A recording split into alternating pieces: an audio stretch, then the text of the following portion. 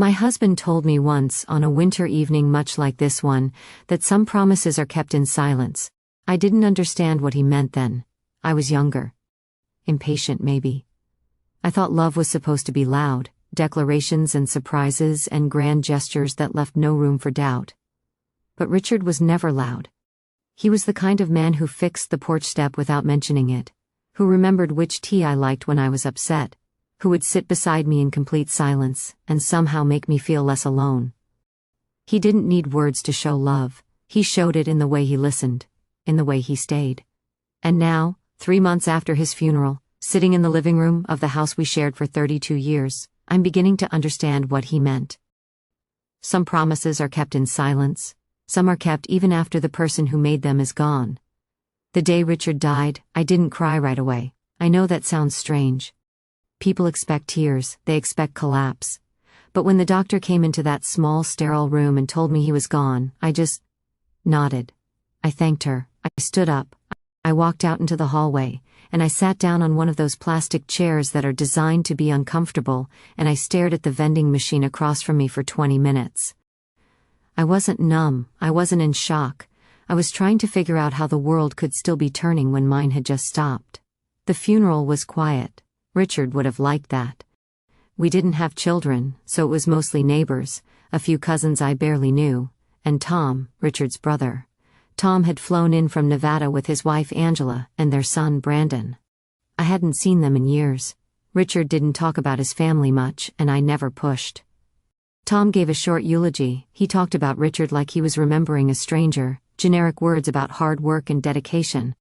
Nothing about the man who used to wake up early just to watch the sunrise with me. Nothing about the way he'd hum while doing the dishes, or how he'd leave little notes in my coat pockets when I wasn't looking. Angela cried loudly in the front row. I remember thinking it was odd, considering she'd only met Richard a handful of times. Brandon didn't cry at all. He spent most of the service on his phone. After the burial, people came back to the house.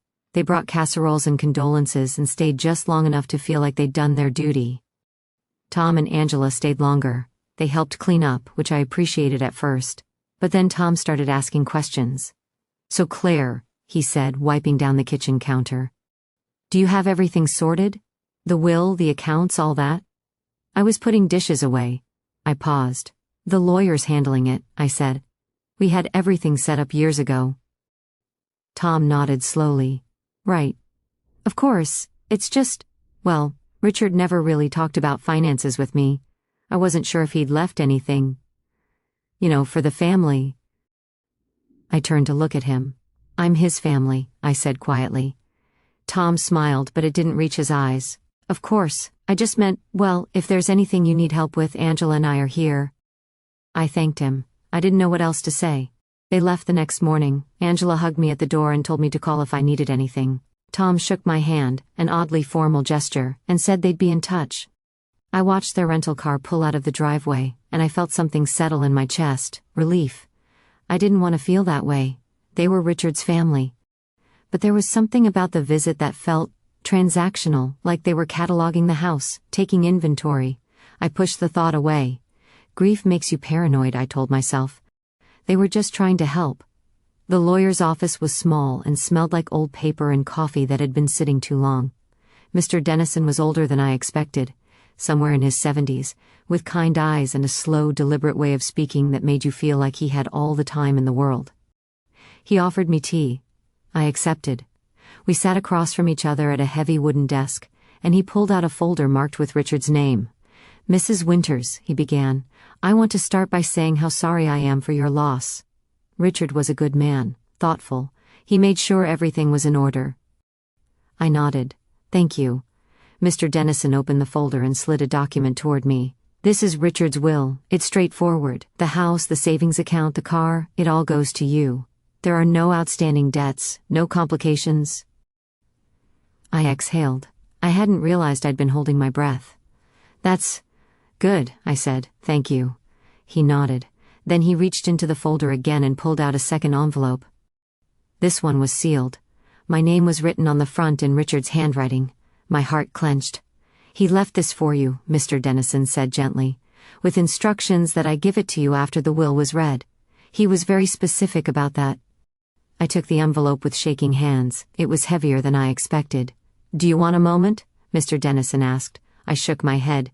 "No, I'll read it at home." He nodded. "Of course, but before you go, there's one more thing." He pulled out a single sheet of paper and slid it across the desk. "Richard owned a second property," he said. I stared at him. "What? A second property?" Mr. Dennison repeated. "A house, about 40 miles north of here, near Pine Ridge. He purchased it 15 years ago." My mind went blank. 40 miles north, 15 years ago. "I don't understand," I said slowly. "We never talked about a second property. Why would he?" "I don't know the details," Mr. Dennison said. "He never explained his reasons to me. But the deed is in his name, and now it's in yours. The property taxes have been paid every year. It's maintained, vacant, as far as I know." I looked down at the paper. There was an address, a parcel number, legal jargon I didn't understand. Did he ever go there?" I asked. Mr. Dennison hesitated. "I couldn't say, but he did leave specific instructions in his will regarding the property." "What instructions?" He slid another document toward me. It was short. Just a few lines. "The property located at 428 Hillcrest Road is to be transferred to Claire Winters upon my death. She is not to sell it, demolish it, or transfer ownership for a period of 1 year from the date of my passing. After that time she may do with it as she sees fit." I read the words 3 times.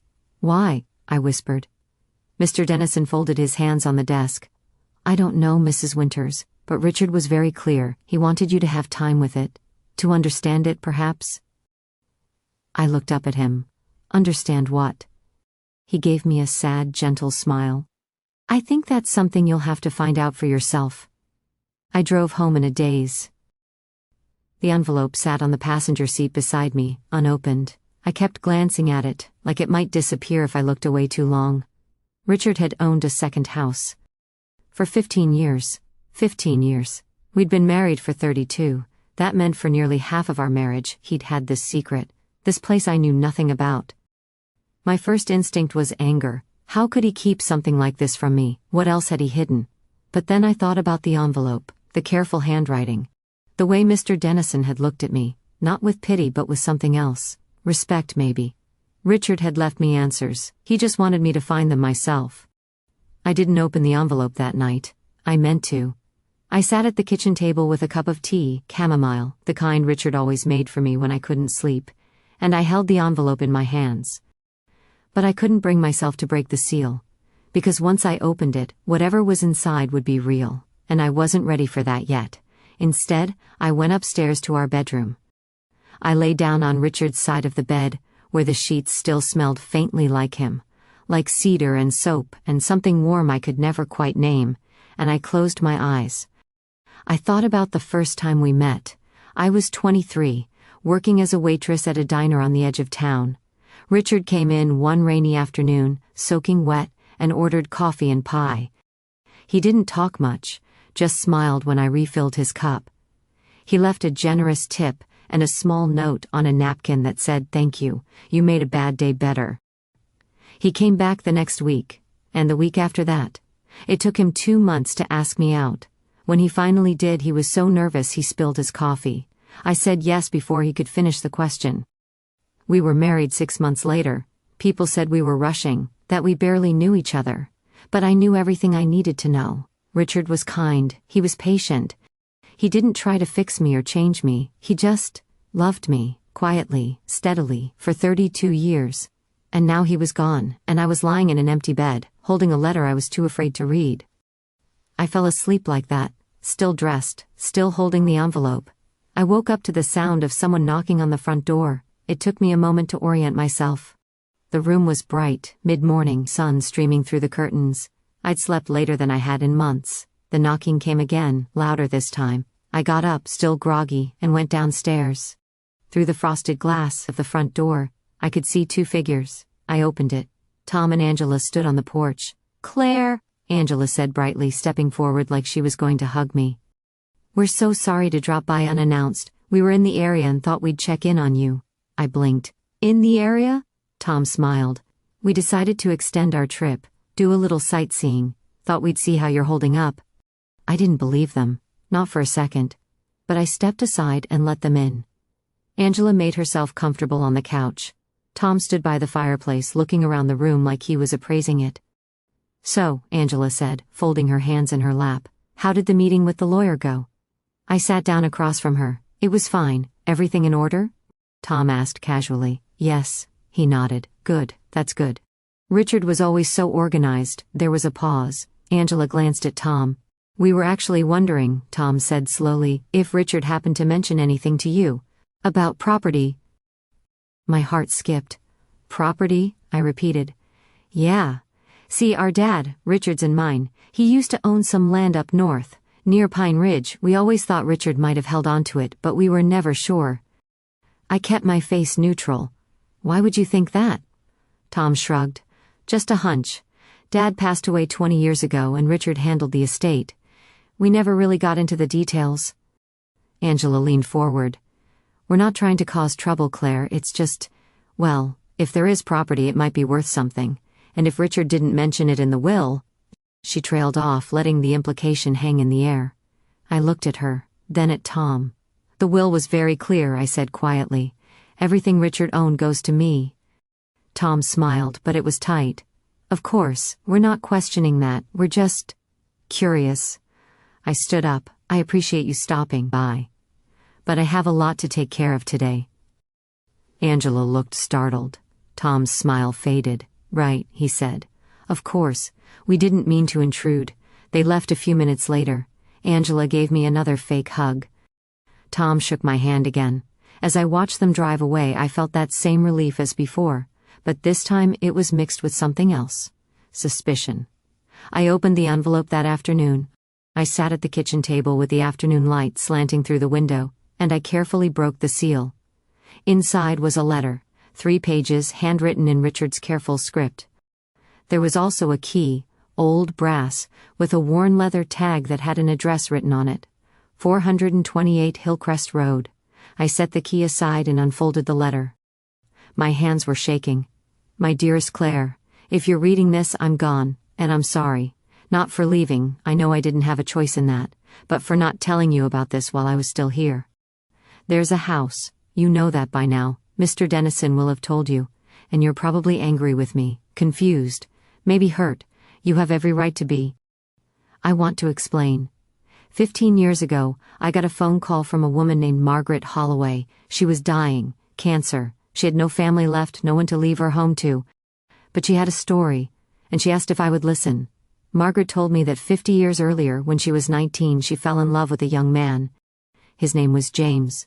They were going to get married. But James came from a wealthy family, and they didn't approve.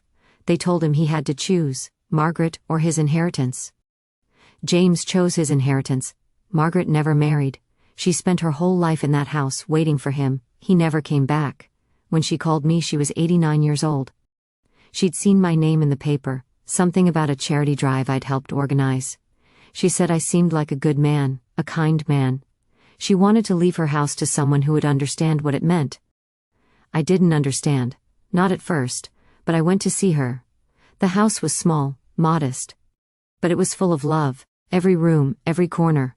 It was like walking through a museum of a life that should have been lived differently. There were photographs of James, letters he'd written before he left, a wedding dress she'd never worn. Margaret told me she didn't want the house to be sold. She didn't want it torn down or turned into something cold and practical. She wanted it to be a place where love could exist again, where someone could be happy. She asked me to take care of it, to hold on to it until I found the right person to give it to. I said yes. Claire, I never told you because I didn't know how. How do you explain that you're holding on to a stranger's dream, that you're the guardian of a love story that isn't yours? But I've spent 15 years thinking about that house. And about Margaret, and I've realized something. That house isn't about her anymore. It's about you. You've spent your whole life taking care of everyone else. You've made our home warm and safe and full of light. You've loved me even when I didn't deserve it. You've never asked for anything in return. This house is my way of giving you something back. It's yours, not because of a will or a deed, but because you understand what it means to love quietly, to hold on to hope even when it doesn't make sense. Go there, Claire, see it for yourself. And then decide what you want to do with it. I love you. I always have. I always will. Yours, Richard. I read the letter 3 times. Then I sat in the silence of the kitchen and let the tears come. Not because I was sad, not because I was angry, but because even in death, Richard was still taking care of me. I drove to Pine Ridge the next morning. The address led me out of town, past farmland and forests, up winding roads that climbed into the hills. The air was cooler here. Quieter, the kind of quiet that makes you aware of your own breathing. I almost missed the turnoff. There was no sign, just a gravel driveway that disappeared into the trees. I pulled in slowly, the car rattling over uneven ground. And then I saw it. The house was small. White clapboard siding, green shutters, a wide front porch with a swing that swayed gently in the breeze. There was a garden, overgrown now, but you could still see the remnants of flower beds, the outline of stone pathways. It looked like something out of a painting, something fragile and forgotten. I parked the car and got out. The air smelled like pine and earth and something sweet I couldn't name. I walked up to the porch, my footsteps echoing on the wooden steps. The key fit perfectly. The door opened with a creak. Inside, the house was dim. Dust motes floated in the shafts of light that came through the windows.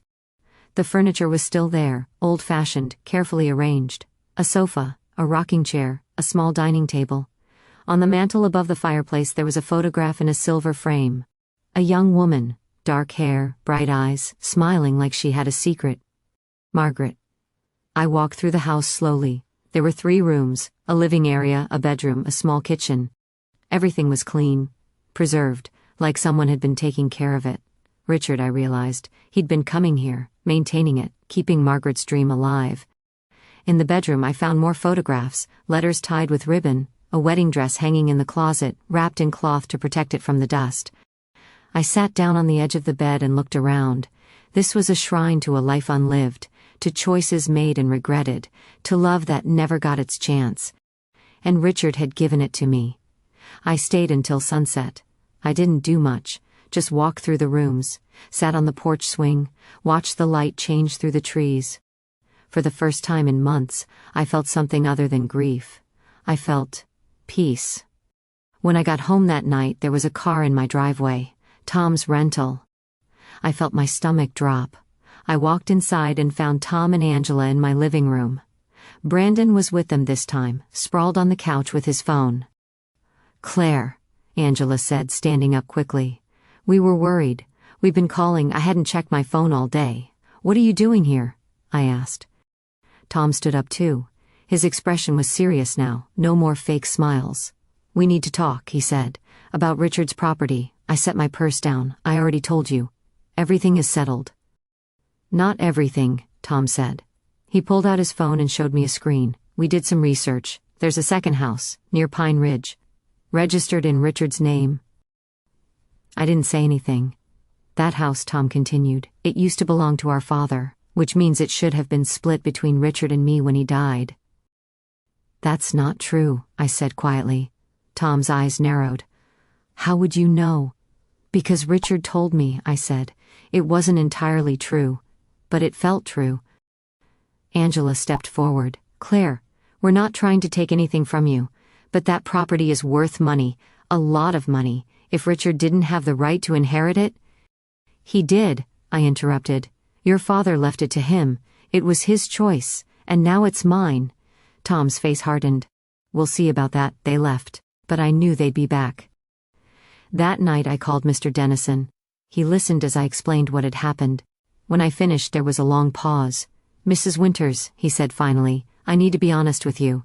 If Tom decides to contest the will, he can. It will be expensive. It will take time. But he can try." "Can he win?" I asked. "Not if the documentation is in order." And Richard was meticulous. "But legal battles aren't about truth, they're about endurance, and money." I closed my eyes. "What do I do?" "You prepare," Mr. Dennison said. "And you don't let them intimidate you." Over the next 2 weeks, Tom and Angela didn't leave town. They rented a small apartment. They started asking questions around town, about Richard, about the property, about me. They were building a case. Brandon showed up at my door one afternoon. He was polite, almost apologetic. "My dad's pretty worked up about this," he said. "I just wanted you to know." I don't really care about the house, but he does, and when he gets like this, he doesn't let go. I thanked him for the warning. I went back to the house at Pine Ridge. This time, I brought cleaning supplies. I spent the day dusting, sweeping, opening windows to let in fresh air. I pruned the overgrown garden. I sat on the porch and read through Margaret's letters. They were beautiful, heartbreaking, full of hope that never materialized. But they weren't sad, not entirely, because Margaret had loved, fully, deeply, even if it was never returned. And that, I realized, was its own kind of victory. Tom filed a legal claim 3 weeks after Richard's funeral. Mr. Dennison called to tell me. He sounded calm, but I could hear the tension underneath. They're alleging that Richard obtained the property through undue influence, he said. That your father-in-law wasn't in his right mind when he made the decision. That's ridiculous, I said. I know, but we'll need to prove it. The court date was set for 2 months out. In the meantime, I kept going to the house. I started bringing things from home. Books, plants, a quilt my mother had made. I didn't know why, it just felt right. One day, I found a box in the attic. Inside were more letters, but these weren't from James. They were from Richard. Letters he'd written to Margaret over the years. Letters about his life. About me. About the things he'd learned from taking care of her house. Dear Margaret, I brought Claire here today, not in person, she doesn't know about this place yet. But I brought her in my mind. I imagined showing her the garden, the porch swing, the way the light comes through the trees at sunset. I think she'd love it. I think she'd understand. I sat on the floor of the attic and cried, not because I was sad, but because Richard had built me a future, slowly, quietly, without ever saying a word. The court hearing was cold and procedural. Tom's lawyer was aggressive. He painted Richard as manipulative, me as naive. He suggested that the property should be sold and the proceeds split. Mr. Dennison was calm, methodical. He presented deed records, tax documents, letters from Richard's father explicitly stating his wishes. The judge listened carefully. At one point she asked me directly, Mrs. Winters, did your husband ever discuss this property with you before his death? I thought about lying. It would have been easier, but I told the truth. No, I said, he didn't. The courtroom went silent. But, I continued, he left me a letter, explaining everything. And I understand now why he did what he did. The judge nodded slowly. May I see the letter? I handed it to her. She read it in silence. When she finished, she folded it carefully and handed it back. This is an unusual case, she said. But the law is clear. The property was legally transferred to Richard Winters. There is no evidence of coercion or undue influence. The claim is dismissed. Tom stood up, furious. His lawyer tried to calm him down. But it was over. That night, I went back to the house at Pine Ridge. I sat on the porch swing and watched the stars come out. I thought about Richard, about Margaret, about love that endures even when it doesn't make sense. And I made a decision. 6 months later, I opened the house to the public. Not as a museum, not as a rental, but as a retreat, a place where people who were grieving, who were lost, who needed quiet and space and time, could come and stay. For free. I called it Margaret's house. Tom and Angela never spoke to me again. I didn't mind. Brandon sent me a card. It said, I'm sorry. I think what you're doing is beautiful. I kept the card. I'm 60 now. The house has hosted over 200 people in the past 5 years. Some stay for a weekend. Some stay for weeks. They come broken, and they leave a little more whole. I live there most of the time now. The old house, the one I shared with Richard, I've rented to a young couple expecting their first child. Richard would have liked that. Every evening I sit on the porch swing and watch the sunset, and sometimes, when the light is just right, I swear I can feel him beside me. Not as a ghost. Not as a memory, but as a promise kept. If you're listening to this, maybe you're grieving too. Maybe you're holding on to something you don't understand. Maybe someone you loved left you a mystery instead of an answer. I want you to know, that's okay. Love doesn't always make sense. It doesn't always announce itself. Sometimes it's quiet.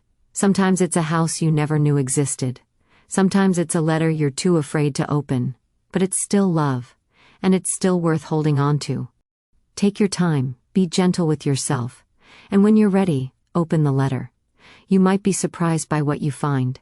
Thank you for listening. If this story meant something to you, I'd love to hear about it in the comments. And if you know someone who needs to hear this, share it with them. Sometimes, the smallest act of kindness is the one that changes everything.